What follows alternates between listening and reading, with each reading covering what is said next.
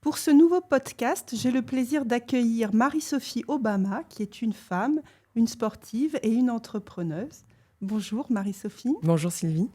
Alors pour vous présenter très brièvement, je dirais que vous avez joué professionnellement au basket pendant 8 saisons avant d'entamer une reconversion qui vous a conduite à la tête du LDLC Asvel féminin, qui est un club de basket lyonnais qui a été racheté en 2017 par Tony Parker et qui évolue au plus haut niveau en France et en Europe. Et avec vous, nous allons explorer aujourd'hui le sujet du sport et de l'entrepreneuriat. Alors pour ma première question, on va parler un petit peu de votre carrière de basketteuse. Comment cette aventure a-t-elle débuté pour vous ? Jusqu'où vous a-t-elle porté ? Et comment avez-vous géré par la suite la reconversion alors que vous avez quitté les terrains de basket assez jeune, à l'âge de 26 ans, je crois ? Oui, c'est ça. Alors, je suis arrivée au basket un petit peu par hasard. J'étais une enfant hyper active. J'ai grandi dans le Gers. Avec mon petit frère, on a eu simplement 17 mois d'écart. Donc, ma mère qui nous élevait seuls, c'était un petit peu compliqué pour elle de canaliser nos énergies. Et donc, on s'est essayé à beaucoup de pratiques. Et le basket est la dernière discipline sportive que j'ai pu essayer dans une cour d'école qui m'a de suite plu. Parce que j'ai enfin trouvé à quoi pouvait me servir ce corps que j'avais du mal à dompter. Et puis, j'étais aussi assez émerveillée par cette capacité, en fait, à mettre tout simplement un ballon dans un cercle qui était très haut. Et ça a été ma première expérience de sentiment d'accomplissement.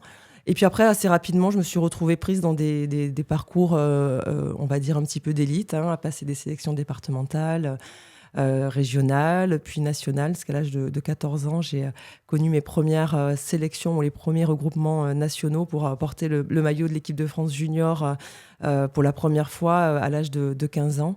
Donc c'est là que j'ai commencé un petit peu à me dire que ça pouvait être un rêve de devenir basketteuse professionnelle, même si la notion en fait de côté professionnel n'était pas forcément présent, mais c'était l'idée de se dire que j'allais pouvoir peut-être rêver jouer au plus haut niveau, comme j'en avais eu l'exemple de mes aînés quand j'étais en centre de formation qui, elles, évoluaient au plus haut niveau. Donc voilà, j'ai continué ma voie. J'ai rejoint l'INSEP à Paris, donc le centre qui héberge le centre fédéral de basket à l'âge de 16 ans. Et puis j'ai commencé à fréquenter, mais à l'époque on était tous de jeunes gens, ambitieux, mais voilà, sans pour autant avoir une notoriété. Mais c'est là où je me suis notamment liée d'amitié avec Tony. Cette amitié a perduré après pendant nos carrières. Donc la mienne qui a débuté professionnellement à Bordeaux, puis après à Aix-en-Provence où j'ai gagné la Coupe d'Europe. Enfin, on a gagné la Coupe d'Europe avec Aix-en-Provence. Et puis j'ai terminé ma carrière à Calais après avoir donné naissance à mon premier enfant à l'âge de 24 ans, ce qui est plutôt rare, ou en tout cas à l'époque il était vraiment rare d'interrompre sa carrière comme ça, qui était plutôt bien lancée pour donner naissance à un enfant, peut-être un petit coup de folie qui me caractérise.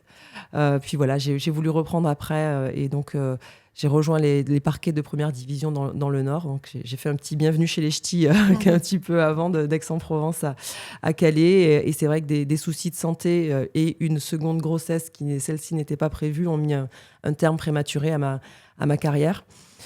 C'était un petit peu compliqué d'envisager la reconversion parce que moi je suis pas issue d'une famille de sportifs, et c'est vrai que mes parents m'ont toujours un petit peu mis la pression pour me dire continue des études, mais c'était compliqué d'allier les deux. C'est vrai qu'aujourd'hui on a pas mal d'enseignements distanciels, mais à l'époque il fallait traîner des cours du CNED un petit peu partout dans nos déplacements, et c'est vrai que j'étais pas super assidue. Donc c'est vrai que j'ai abordé en fait cette reconversion avec alors pas vraiment d'inquiétude parce que je pense être quelqu'un de résolument optimiste, mais cette espèce d'incertitude de se dire ce que je valais en fait dans la vraie vie et sans avoir vraiment conscience que la formation et tout mon parcours de sportif de haut niveau était une formation en tant que telle que j'allais pouvoir valoriser ou qui allait pouvoir m'accompagner après dans le cadre d'une reconversion professionnelle. Et donc aujourd'hui, vous êtes présidente d'un club. Alors est-ce que ce métier de présidente de club, c'est la même chose que d'être directrice d'une entreprise? Y a-t-il des Complètement. similitudes? Complètement. En tout cas, moi, c'est vraiment comme ça que je l'ai abordé. Alors, j'ai pas fait le saut de joueuse à dirigeante, hein, puisque entre-temps, j'ai eu la chance de pouvoir travailler avec celui qui était mon agent à l'époque et qui m'a permis de découvrir d'autres facettes de ce monde qui m'avait, dans lequel je m'étais épanouie et dans lequel j'avais évolué ces années précédentes. Et ensuite, j'ai fait une première reconversion dans l'immobilier en tant qu'agent immobilier. Et c'est vrai que ça a été ma première rencontre avec l'entrepreneuriat, j'ai envie de dire, puisque j'étais agent mandataire à mon compte. Et ça a été aussi ma première expérience de concrétisation en fait, de ce savoir-être que l'on acquiert au travers du sport de haut niveau, et de me rendre compte à quel point j'avais pu développer des compétences de résilience, de gestion du stress, voilà, ce côté compétiteur qu'il faut avoir quand on entreprend, d'y croire et d'oser. Et donc, je suis arrivée avec ce petit bagage-là, donc de mon expérience personnelle, parachutée, je le dis sans aucun complexe, par Tony, hein, qui m'a dit soit on fait ce projet ensemble, soit je le fais pas. J'ai découvert l'environnement lyonnais, qui est un environnement très entrepreneurial, voilà, avec de belles entreprises et des sièges aussi de belles entreprises et de groupes nationaux, internationaux. Dans un environnement sportif aussi très dense, où il a fallu penser à un modèle en fait économique, mais aussi un modèle pour exister dans cet environnement-là, pour mon club de basket qui était classé dernier, qui était complètement étouffé par des fleurons lyonnais tels que l'Olympique lyonnais, garçon-fille, le Loup rugby, l'Asvel masculin. Et donc de se dire, moi, dès ma prise de fonction, complètement novice et sans vraiment de formation, je me suis dit, je vais essayer de réfléchir à la chose comme si je devais vendre des stylos. Et donc, comment on peut créer de l'attractivité et comment on peut faire en sorte de fédérer des acteurs, que ce soit des acteurs économiques, mais aussi un public, et de créer une dynamique autour de notre ambition sportive. Donc, je suis d'abord directrice générale et présidente déléguée, donc c'est complètement de l'entrepreneuriat à 100%. Et du coup, vous avez une équipe de combien de personnes autour de vous pour diriger cette petite entreprise? Oui, alors c'est une petite entreprise. Quand j'ai commencé, on était 2, hors sportif, parce que c'est vrai que on a forcément un vivier de collaborateurs plus important au niveau du secteur sportif, 10 joueuses professionnelles, et à l'époque, on n'avait que 2 entraîneurs. Et puis petit à petit, on a grandi, on a étoffé l'encadrement, donc le staff sportif. On a rajouté un entraîneur, préparateur physique, kiné, enfin voilà, direction sportive. Et petit à petit aussi, alors qu'au début c'était vraiment très artisanal, en mode start-up, hein, je faisais avec Esther Botalico qui est ma directrice générale adjointe, on faisait tout. Et maintenant, on a à peu près 30 collaborateurs, en incluant le sportif.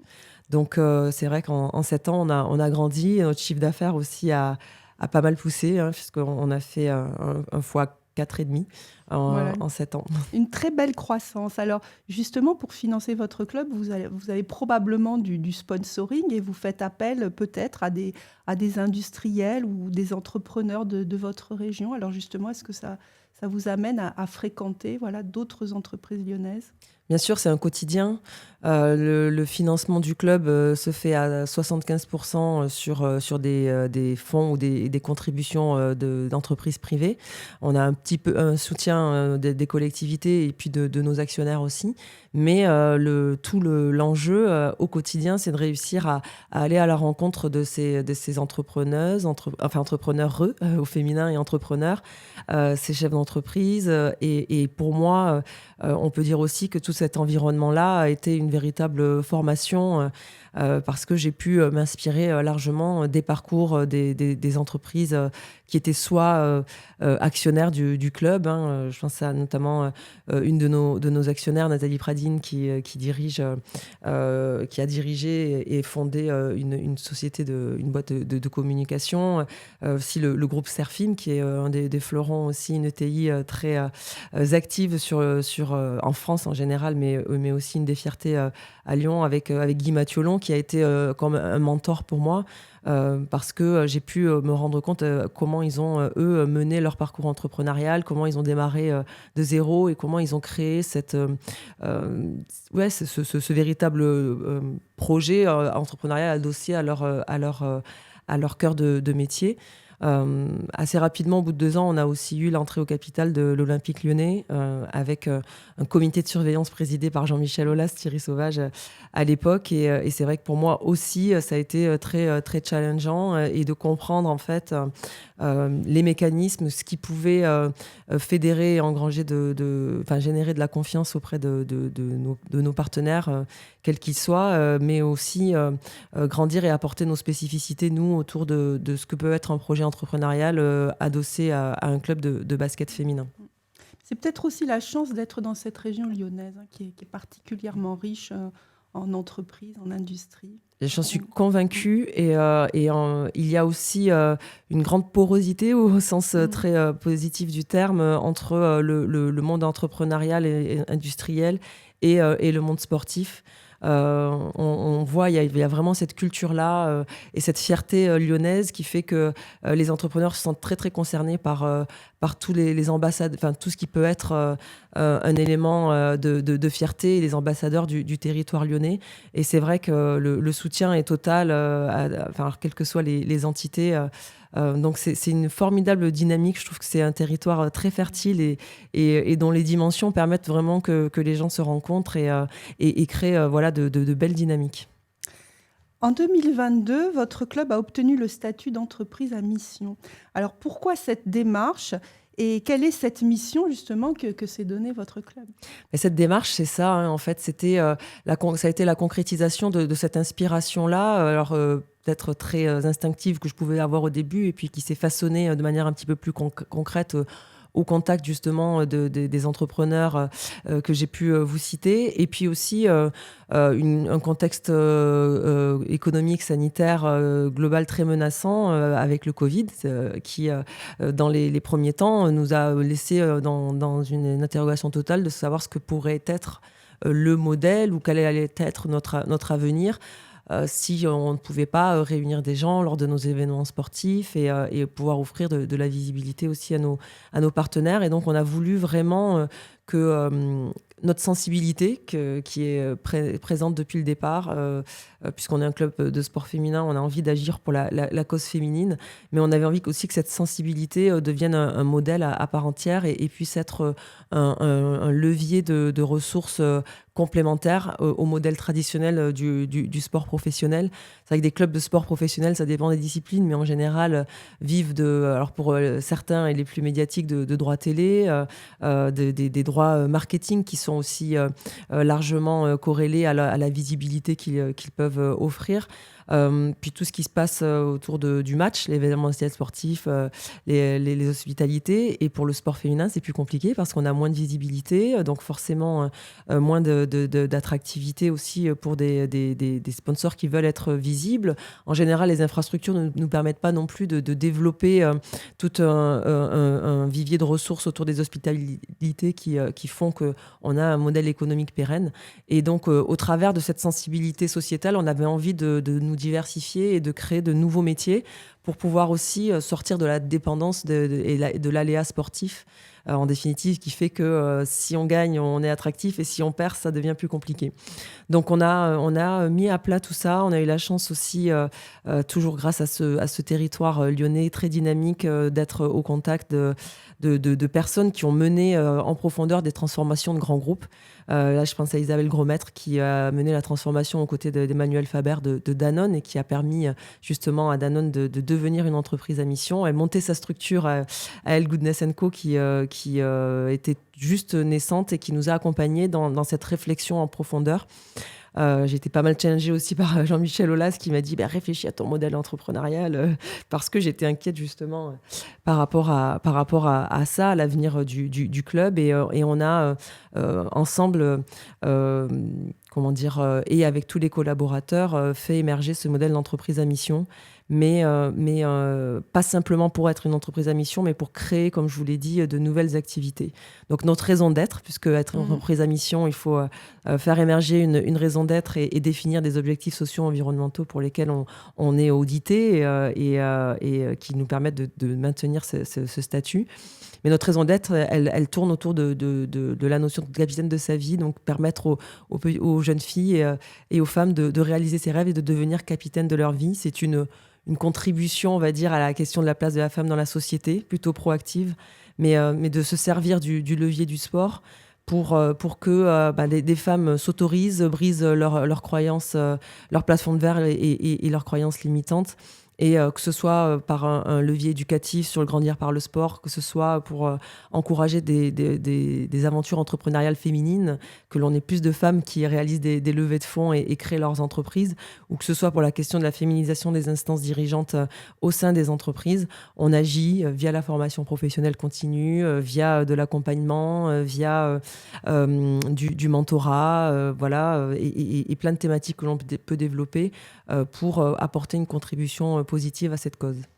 Et pour aller encore plus loin dans ce soutien à l'accomplissement des femmes et la performance au féminin, vous avez aussi créé une association, Les Lumineuses. Alors, est-ce que vous pouvez nous en dire un petit peu plus ? Oui, alors c'est d'ailleurs les Lumineuses qui ont été la première étape dans notre engagement pour cette cause. Parce que assez rapidement, et moi j'étais en difficulté au début pour me dire il faut que j'arrive à trouver des partenaires, comment on va faire pour exister. Assez naturellement, je me suis rapprochée d'initiatives féminines et je voyais qu'il y avait en 2017 un sentiment un petit peu de découragement. En plus, on était vraiment dans l'émergence du mouvement MeToo, donc avec une approche très, très victimaire en définitive de cette question-là. Et puis, je me disais, mais il y a plein d'initiatives qui existent, mais qui sont complètement passées sous silence. Et donc, on a un petit éclair comme ça. Je me suis dit, mais en fait, il faut qu'on célèbre, il faut qu'on fasse la fête autour des choses positives qui se font, que ça puisse servir aussi de source d'inspiration. Je me suis confiée à donc une de nos actionnaires, Nathalie Pradine, que j'ai évoquée tout à l'heure, en lui disant, mais qu'est-ce que t'en penses ? Pourquoi on ferait pas un festival ? Et là, l'idée a germé, elle lui a donné encore plus de puissance, mais pour se dire, le temps alors au départ, c'était 3 jours, et puis après, on a fini sur des événements sur une semaine, mais ce temps-là, on crée un événement qui serve un petit peu de caisse de résonance, qui réunisse toutes ces initiatives en faveur de la mixité, en faveur des équilibres, qu'elles soient entrepreneuriales, associatives, liées au monde économique, gastronomique, sportif, et que l'on puisse permettre ce rayonnement. Donc les Lumineuses, c'est ça, hein, on n'a pas besoin d'avoir un projecteur sur soi, on rayonne en nous-mêmes et on montre ce qui se fait et on crée comme ça une dynamique qui permet derrière, après, dans nos actions à chacun tout au long de l'année, d'avoir de la force et de pouvoir aussi être peut-être un petit peu plus efficace. Donc, il y a une date chaque année pour ce festival ? Ouais, alors c'est à la sauce Marie-Sophie. Donc comment je suis pas des plus organisées, rigides, mais c'est vrai que c'est notre engagement bénévole et que l'on essaie de faire tous en plus. Donc en fonction des années, alors parfois on organisé autour du 8 mars parce que c'est vrai que c'était peut-être plus pratique. D'autres fois au mois de novembre, il y a eu des interruptions pendant le Covid. Mais c'est vrai que sous un format, on va dire, un peu biennal. On essaie de l'organiser autour du mois de mars et sur une semaine parce qu'on a beaucoup de sollicitations et d'initiatives qui nous rejoignent. C'est que ça perdure. Voilà. Alors, nous sommes accueillis aujourd'hui à l'Hôtel de l'Industrie par la Société d'encouragement pour l'industrie nationale. C'est une association qui connaît bien l'industrie et qui a vocation d'ailleurs à la soutenir dans ses mutations. Mais quel message vous pourriez adresser aux entrepreneurs donc, qui connaissent l'association sur les vertus du sport dans l'entreprise et notamment sur l'accueil d'anciens sportifs dans les équipes ? Alors, ce que j'ai envie de dire, c'est que travailler dans une entreprise ou être un sportif de haut niveau ou un sportif tout court, avoir dès le plus jeune âge fait partie de projets comme ça collectifs, d'aventures collectives, parce que même pour les sports individuels, ça reste quand même des aventures collectives. On s'entraîne rarement tout seul, on a des partenaires d'entraînement, qui sont parfois des adversaires, des entraîneurs. Donc cette notion-là du collectif, elle est présente dans le monde sportif dès le plus jeune âge. Cette notion de fierté d'appartenance, c'est quelque chose avec lequel on grandit, et c'est quelque chose qui nourrit les entreprises aussi. Il y a tout cet enjeu-là derrière une marque, voilà, une marque employeur, la marque d'une entreprise, c'est de se dire, ben voilà, je suis team Arkema, je suis team LDLC, et j'ai envie que mes collaborateurs, il faut que mes collaborateurs se reconnaissent complètement comme partie prenante et membre à part entière, en tout cas, de ces équipes-là. Et le sport, c'est ça. Ce que je trouve assez formidable, et ce que je m'évertue à faire depuis que j'ai la chance de diriger un club de sport, c'est de donner au sport sa juste place dans la société. Aujourd'hui, on a tendance trop à utiliser le sport comme un vecteur d'émotion qui peut certes rassembler, fédérer autour des événements ou d'une ambition sportive, mais pas assez comme l'outil qu'il est, où en définitive, on peut faire le parallèle entre des saisons d'entreprise ou des enjeux, vous voyez, des appels d'offres. Nous, c'est ce que l'on fait, par exemple, dans l'accompagnement de collaborateurs qui doivent partir au combat pour répondre à un appel d'offres.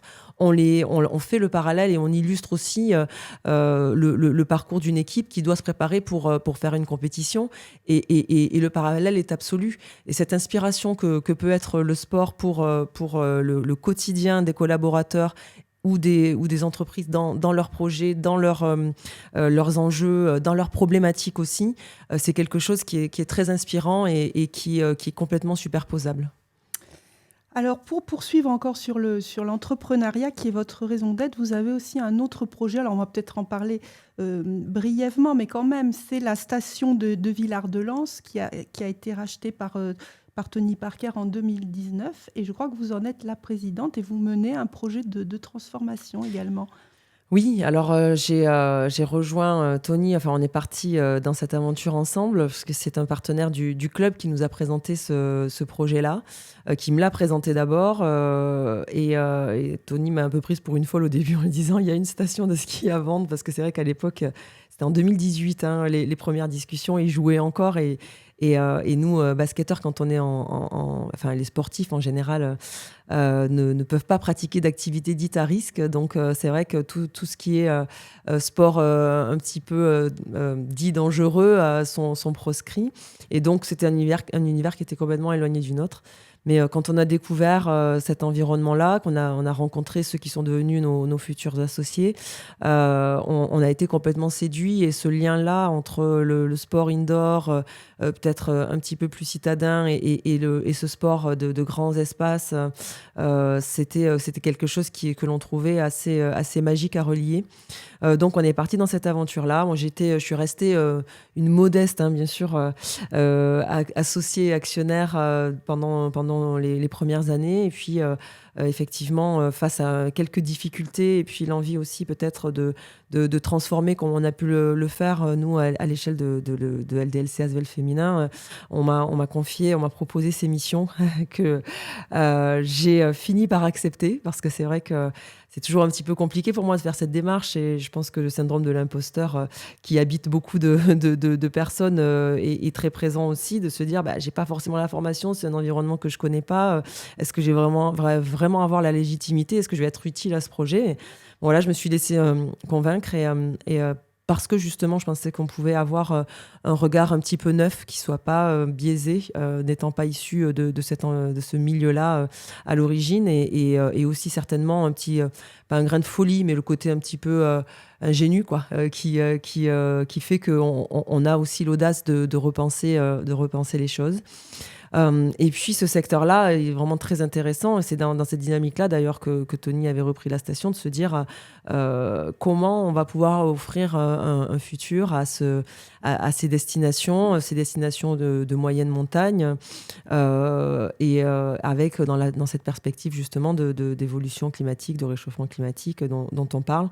Donc aujourd'hui, c'est toujours un work in progress, parce que les choses doivent aussi se tester, se réfléchir, et c'est vraiment une mutation, voire même une révolution qui doit être amorcée. Mais dans l'idée quand même, et les principes de base, on a vraiment envie d'être un acteur qui présente cet univers-là de manière plus inclusive, plus accessible.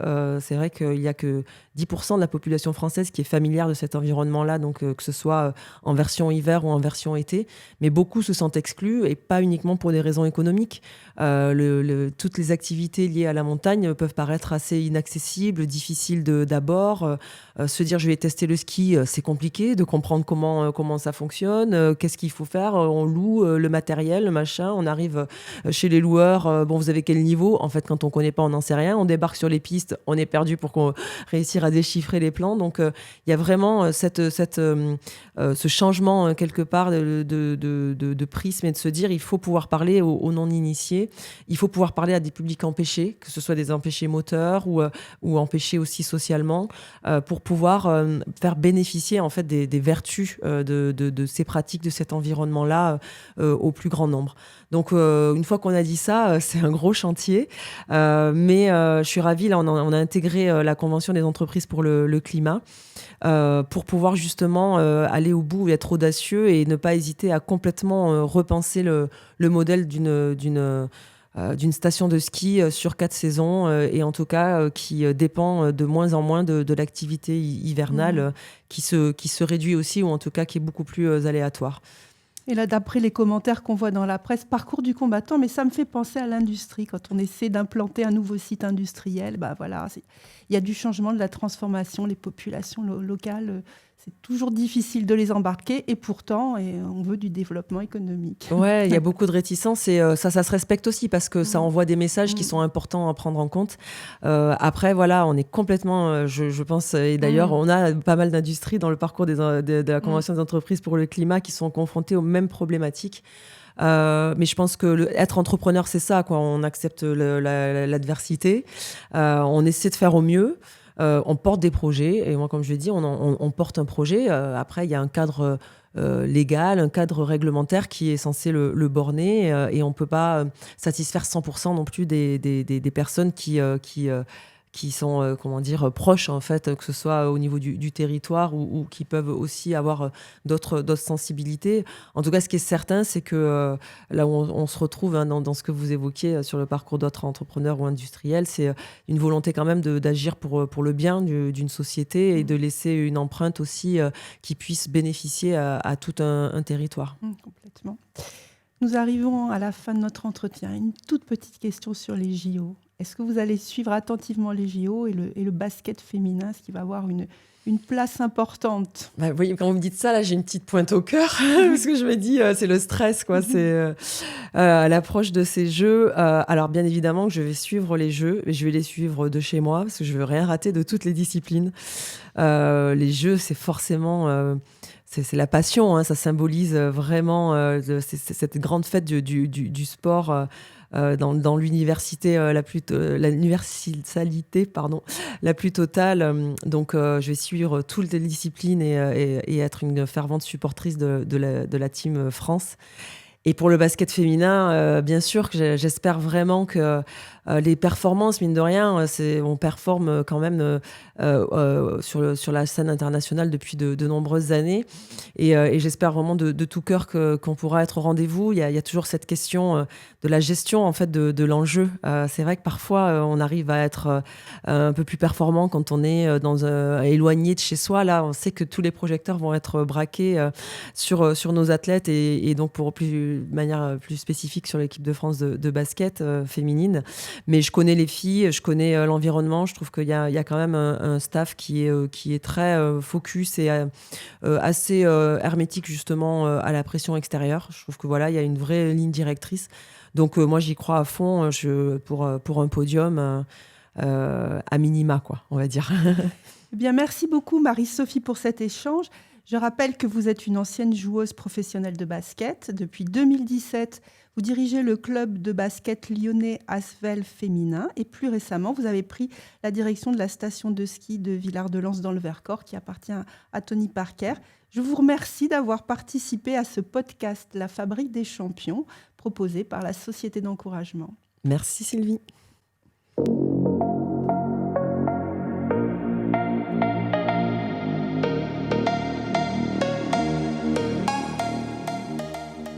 C'est bon. Voilà, merci beaucoup. Bah, merci à vous.